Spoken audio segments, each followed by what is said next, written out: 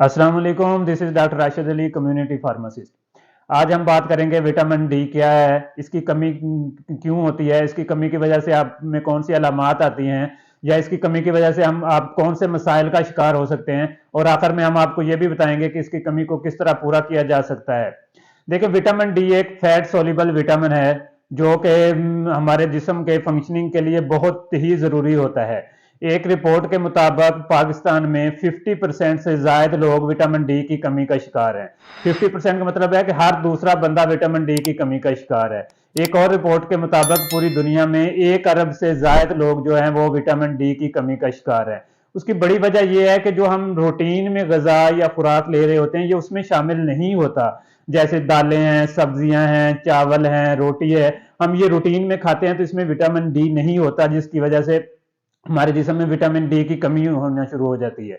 तो ये रूटीन की डाइट में नहीं होता, इसके हमें सप्लीमेंट्स लेने होते हैं या स्पेशल डाइट लेनी होती है जिसमें विटामिन डी हो, तो फिर इसकी कमी पूरी होती है। इसलिए रूटीन की ग़िज़ा में ना होने की वजह से इसकी विटामिन डी की कमी जो है वो बहुत ज़्यादा होती है। अब हम बात करते हैं कि इसकी कमी की वजह से हमारे जिस्म में कौन सी अलामात हो सकती हैं या हम कौन से मसाइल का शिकार हो सकते हैं।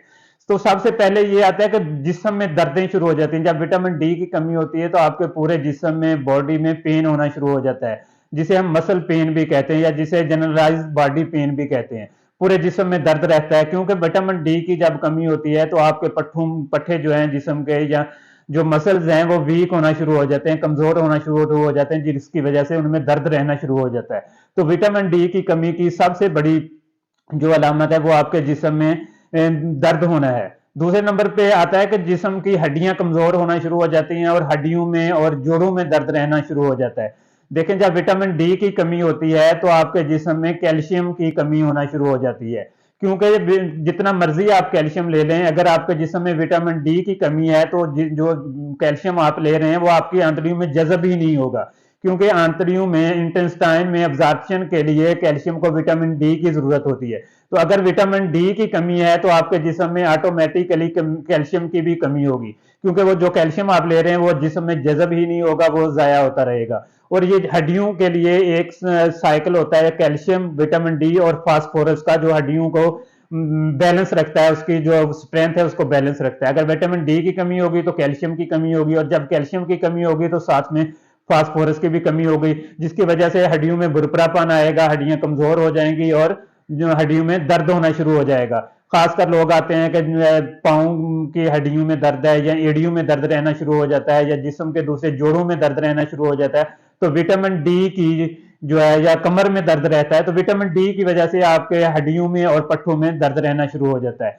उसके बाद है थकावट। अगर आपका जिस्म भी थकावट का शिकार रहता है, आप हर वक्त थकावट का शिकार रहते हैं, तो आपको भी विटामिन डी की कमी हो सकती है। आप रात को सो के उठते हैं, सुबह 6 घंटे या 8 घंटे की नींद पूरी होती है, लेकिन फिर भी आपको सुस्ती छाई रहती है या थकावट का एहसास रहता है, तो समझ जाएं कि आप में विटामिन डी की कमी हो सकती है। आप अपना विटामिन डी का टेस्ट करवा लें ताकि जो है वो पता चल सके कि आपके विटामिन डी की कमी है या नहीं है। उसके बाद है डिप्रेशन, नींद का ना आना, एंजाइटी। विटामिन डी की कमी की वजह से ये एक बड़ा मसला है कि आप डिप्रेशन का शिकार रहना शुरू हो जाते हैं। अगर आप बगैर किसी वजह के डिप्रेशन का शिकार हैं, आपकी तबीयत में चिड़चिड़ापन आना शुरू हो गया, आप हर वक्त परेशान रहते हैं, आपको रात को प्रॉपर नींद नहीं आती, तो आप में विटामिन डी की कमी हो सकती है, क्योंकि ये विटामिन डी की वजह, डिप्रेशन का होना एक बहुत बड़ी वजह विटामिन डी की कमी है। तो आप अपना विटामिन डी का टेस्ट जरूर करवाएं। उसके बाद है बालों का गिरना, हेयर लॉस।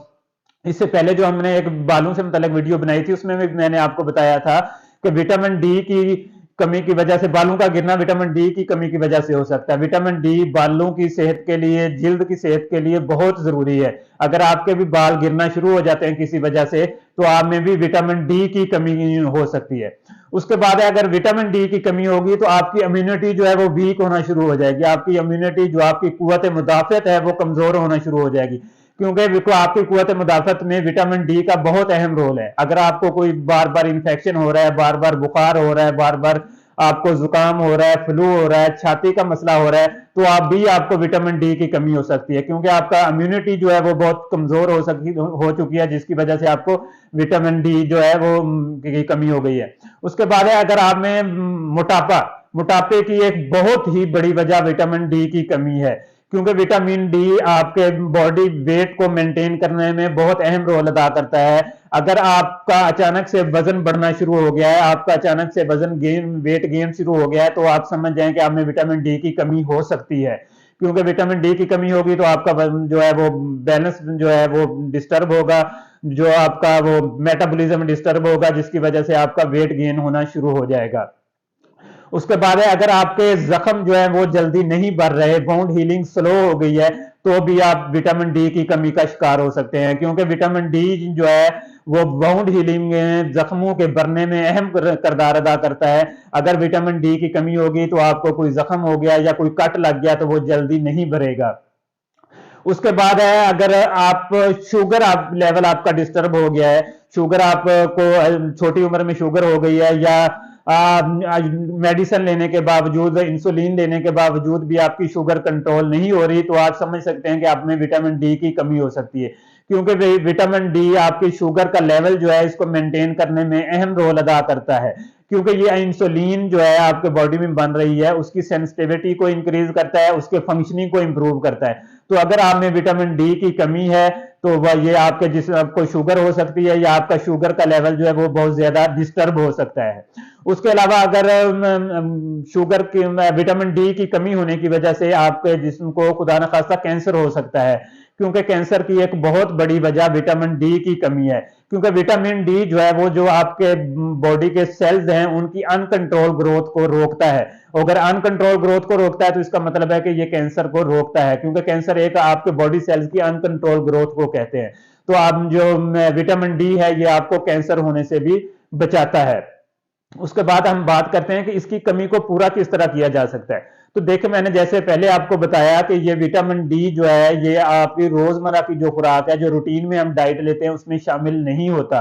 ये एक तो इसको सनशाइन विटामिन भी कहते हैं, क्योंकि ये आपने धूप से या सूरज की जो छुआएं आ रही हैं, अल्ट्रावायलेट रेज, उससे जब आपके जिल्द पे ये पड़ती हैं तो ये जिल्द में तैयार होता है, जिल्द में ये बनता है।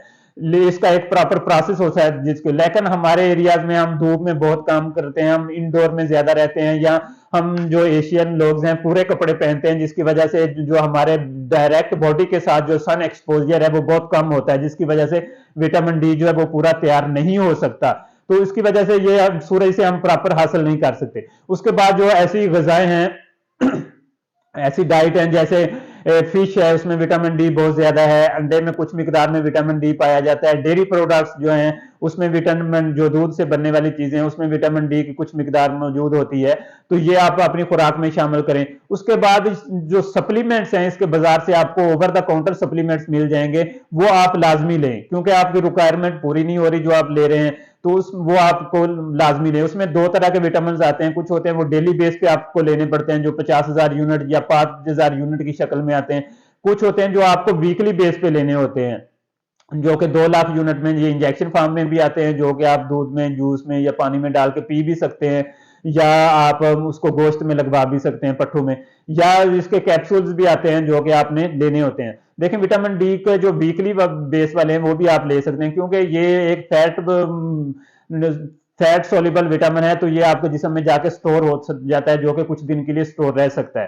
तो आप इसको वीकली बेस पे भी ले सकते हैं, ताकि आप डेली की जो लेने वाली टेंशन है उससे परेशानी से बच सकें। तो ये सारी चीजें जो है विटामिन डी के बारे में बहुत अहम थी। आज के लिए इतना ही काफी, इजाजत दीजिएगा। अल्लाह हाफिज। अगर आपको ये वीडियो पसंद आई हो तो लाइक करें, शेयर करें और हमारा चैनल जरूर सब्सक्राइब करें। अल्लाह हाफिज।